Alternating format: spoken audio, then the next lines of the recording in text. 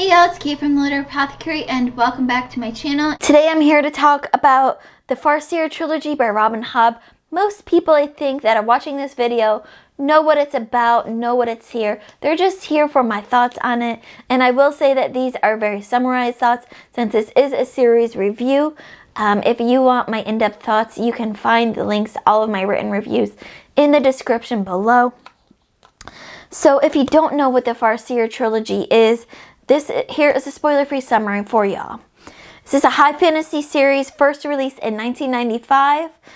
It's the first part set trilogy, however you want to describe it, in the realm of the Elderlings saga. In this first book, young Fitz is the bastard son of Prince Chivalry. He's raised in the shadow of the royal court by his father's gruff stableman.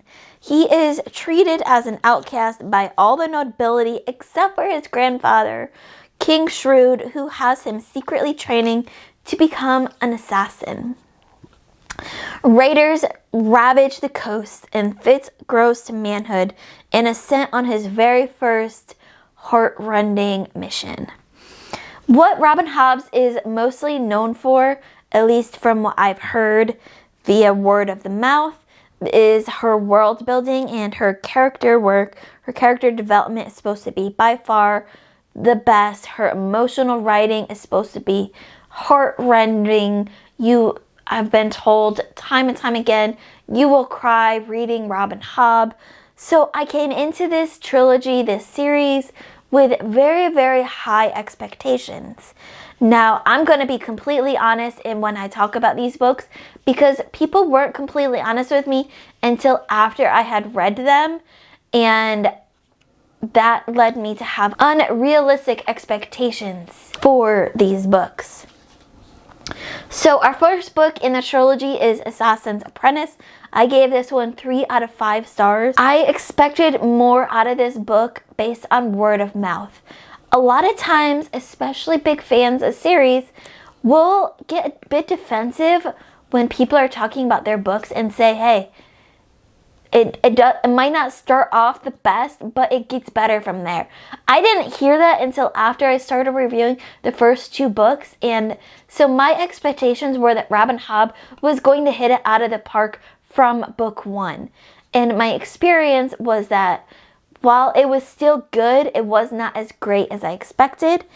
But best categories in my call pile ratings for really all 3 of these books was the atmosphere and the setting, which I felt like in all 3 of the books, but especially book 1 where she really has to nail that setting for us, new readers, she nails it. Book 2 in this trilogy is Royal Assassin, and this was my favorite book in the trilogy. I gave this one 4.5 out of 5 stars, and I thought this was such a huge step up for Robin Hobb in this trilogy. Such a huge improvement. I loved it all, but I just wanted more of that emotion. First 2 books, well, first trilogy really, I didn't really feel that emotion that everyone is talking about. I'm told that comes in the next trilogy big time, so I can't wait to see if that holds up to what I've been told. But like I said, I had unrealistic expectations coming in, and I was waiting for that emotion to hit me, and it just didn't hit me at all. The third and final book in this trilogy is Assassin's Quest, and this one I gave 3 stars to. Just barely made the 3 stars. This one was by far my least favorite. Many choices were made by Robin Hobb in writing this book that I just did not agree with, which doesn't happen often to me. By far, I like this one the least. And like I said, I didn't agree with most of the choices made in this book. They just felt like they didn't go with the characters that I got to know over the first 2 books in this series. Now, I took the 3 scores and I took an average of it. It came out to 3.5 stars for the Farseer Trilogy on my very first read. I have a feeling that once I read this whole saga and then I go back and reread these books another day, that they will be ranked higher. They'll work better on reread than they do on very first read, because I'll know where to set my expectations. But I am going in to the next trilogy I think it's Live Ship Traders. With slightly adjusted expectations, I still have high hopes for it, especially since I'm told that I will likely absolutely love this next series trilogy.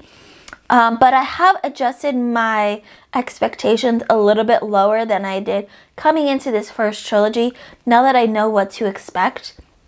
But I'm really excited to see where this saga goes in this next trilogy. And I think that Fitz is not part of this one, if I'm correct. So I'm interested to see different parts of this world. Now, if you are one of the many people that have read the Farseer Trilogy, feel free to let me know in the comments below. What did you think of the trilogy when you very first read it? I know it is a favorite for a lot of people, but I want to know what your very first impressions were of it. And what was your favorite book in this trilogy? Who's your favorite characters? Mine were Burge and Chade. I loved them so much. And also Lady Patience. I loved her so much, especially in books 2 and 3. But that's it for now, so keep reading, and I love you all to the moon and back. Bye.